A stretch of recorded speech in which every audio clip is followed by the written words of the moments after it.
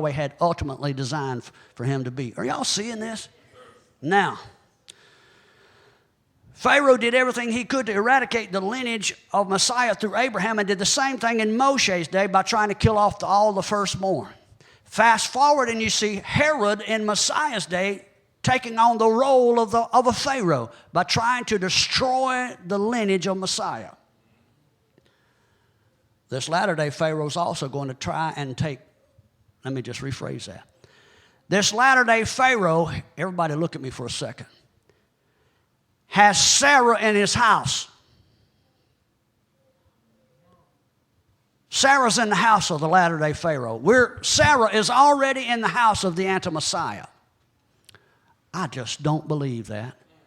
Well, don't take my word for it. Go back and read Revelation chapter 18:4, where he says, "Come out of her, my people."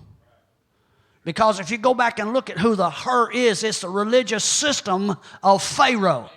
This latter-day Pharaoh's religious system, the method of operation for the enemy hasn't changed. It's the same religious system that the Pharaohs had, same religious system that Nimrod instituted, and the same religious system that Lucifer attempted to implement into the earth. Adam and Eve fell for it.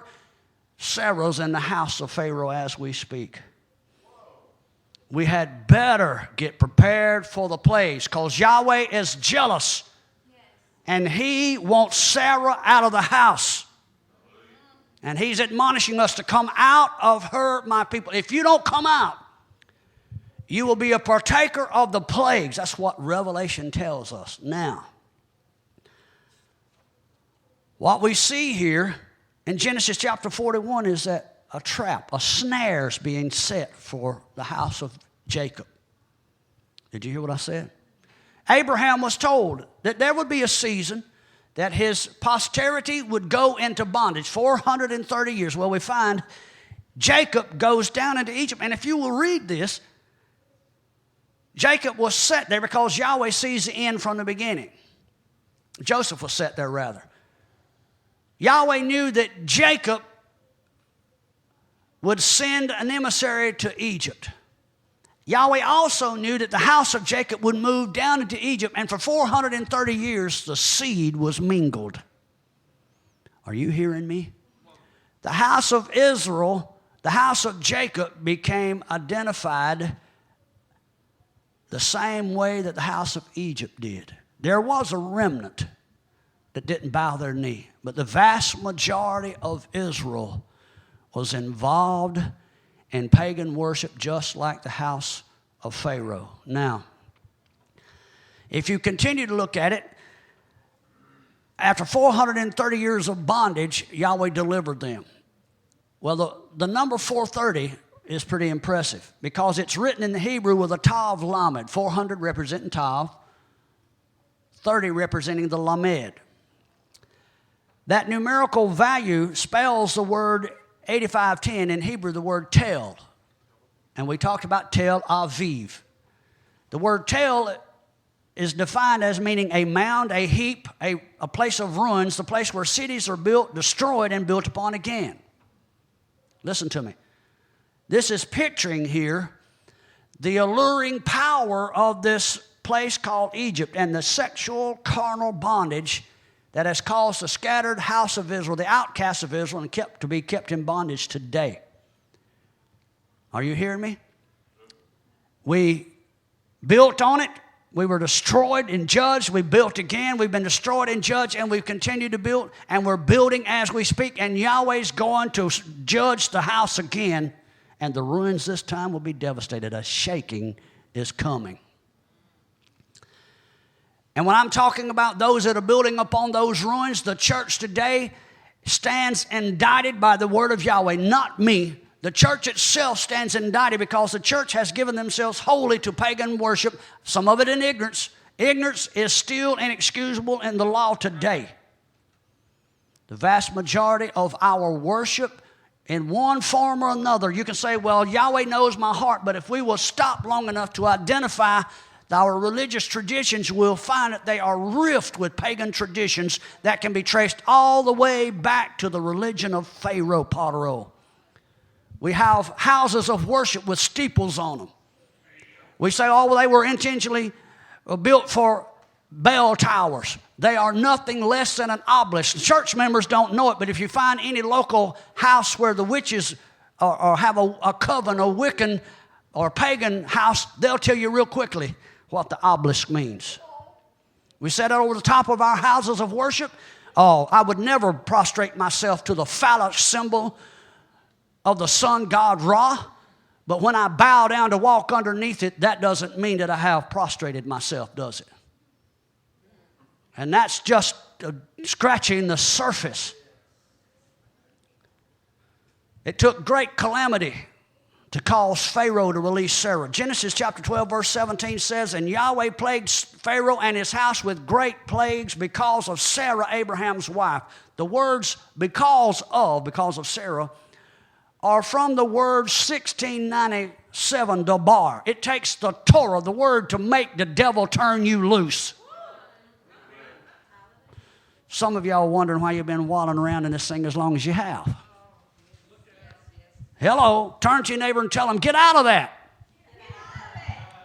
Just all you have to do is speak the word. The word will plague the devil. Are you hearing me? It takes the Torah to release you from bondage. The same thing occurred in Moshe's day where both Israel and Egypt were plagued, and it's going to occur in our day as well. I got news for you. We're going to see some difficult days ahead, but the devil is Hasatan, the anti-Messiah. He's going to have to turn you loose. And if he wants to hold on until the end, if his heart is made hardened like Pharaoh's was, and his will becomes obstinate, Yahweh will just intensify the plagues. He will let Yah's people go. Now, the ironic thing about Joseph and Moses, both of them were typifications of Messiah. Moshe literally means the one from whom the water is drawn, and Yeshua became the well from where we could draw living waters. Isaiah 12:3. With joy shall you draw water out of the living wells of Yeshua. What you find is that each of them has a unique connection to this particular Torah portion. Why? Because Joseph was given the power to stand in the face of this Pharaoh, to make sure that even though the children of Israel went into bondage, their seed was mixed and mingled, Yahweh allowed it to happen because his intent was to eventually scatter us throughout there. And it takes a judging and purging to see if you'll draw a line in the sand and see if you're going to worship Yahweh or not. You'll find the latter day Pharaoh that did not know Joseph that Moses had to contest. Moses was given the power to stand in the face of that Pharaoh as well. Yeshua was given the power to stand in the face of that Pharaoh and deliver the people. And you and I are going to represent Messiah. Well, I know he's coming to deliver us. I've got news for you. He is our deliverer, and he's on his way. But you and I have also been called as the sons of Yah. And the reason that term is used, in Greek it means huios. It's a fully matured son. From a Jewish perspective, it means one that's capable of taking care of the Father's business. Are you getting this? You're going to have to take care of Father's business until the Messiah gets here. And he's at present sitting at the right hand of the Father, waiting until his enemies are made his footstool. If he's sitting waiting for that, somebody's going to have to bring the enemies and make him bow their neck and put their foot on his neck. I think what'll happen, you and I will be the ones that'll take them, bind them, put them on the ground, say, okay, here, you come put your foot on them. Hallelujah. That's when we'll bow to the King. Are you feeling me? This is what the Word is instructing you tonight. The Word's telling you how you can live in the calamitous days that are in front of us. We hadn't even begun to scratch the surface. I'm on just page 4. We need power to stand in the face of adversity. We need to quit caving in to every little wind of doctrine and the cunning sleight of men that just, as soon as the wind blows, we get all upset. And we're so thin-skinned that we don't have to worry about the devil coming woofing at us. Are you hearing me? I said last night, a term I've heard before, we don't have enough power to blow the fuzz off a dandelion. We're like the big bad wolf. As soon as he comes, he says, I'm going to huff and puff and blow your house down. Well, it depends on what your house is made out of. Well, hallelujah. I'm a believer. My house is made out of bricks. Well, you're going to have to build this house without some straw. So don't get so puffed up and heady and high-minded. You better make sure that the foundation is built on the Torah of Yahweh, because it's only that Torah, that word that issues forth out of your mouth, that will enable you to stand against the enemy. Let's look at the first verse of this Torah portion, Genesis 41, verse 1. And it came to pass after the end of 2 full years that Pharaoh dreamed, and behold, he stood by the river. The sages teach that he literally, in his dream, he was standing over the river. Over the river and through the woods. Oh, I'm sorry. Went somewhere with that. The sages infer that he was so black. See, the Nile, Pharaoh was considered a god. But the Nile was considered the mother of all gods.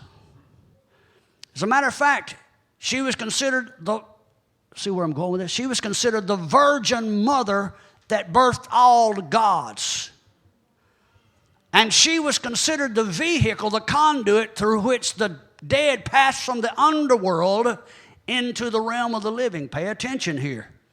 And by virtue of the fact Pharaoh standing over her, it's inferring that Pharaoh, out of the arrogance and pride of his own heart, indicated that he was the supreme deity.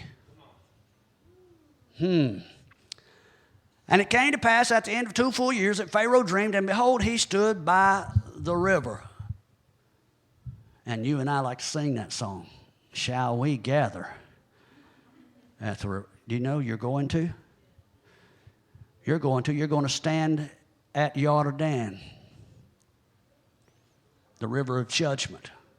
And you'll cross over with the house after getting in covenant with the ark, or you'll flow down the river into the Dead Sea, which is basically the same shadow picture that the Nile was, because the Nile was the river of the dead, also known today in popular religious New Age movements as the Styx River. There's a Hebrew wordplay seen in that particular verse, and where it says 2 years of days, it gives us a clue about the when of these future events. And we talked about it last night. Psalm 90, verse 4, 2 Peter 3:8 says that this one thing that they're willingly ignorant of, that a day is as 1,000 years, and 1,000 years as a day. And so when it shows us that after 2 days, Joseph is revealed 2 years of days, it's actually giving you insight regarding the calendar of Yahweh, because he's a shadow picture of Messiah. Joseph was revealed after 2 days or 2,000 years. Messiah is going to be revealed again at the end of these 2 days. It's been 2 days or 2,000 years or 2 years of days since Messiah was here. Y'all follow that? Now, the word Miketz at the end is a compound word. The prefix there attached to it, the mem, means from or out of, the place of origin. And then you have the word ketz. The word ketz is from Strong's 7093. That means at the end of time. That sounds like our day, doesn't it? At the border. A border means a place that you are about to cross over into another land. We're about to make a transition. The word ketz is from literally 7112, katsatz, which means to be cut off, to hew in pieces. Again, this is a prophetic declaration revealing the end of the 2 days, which is the 6th day. We're entering into that now. And then it tells us that Pharaoh dreamed. At the end of those 2 days, Pharaoh dreamed. Well, guess what? At the crux of the end of these 2 days, we're in those now. This Pharaoh, he's on the scene now. He's not been publicly identified, but he will be shortly. And when he is, he has a dream. And you're going to see what that dream entails just shortly. Stay tuned to track 3 of this CD. Thanks for listening. Once again, we thank you for joining us here at Manna from Heaven Ministries. We're trying to finish this teaching on the Torah portion called Miketz, Genesis chapter 41, verse 1 through 44.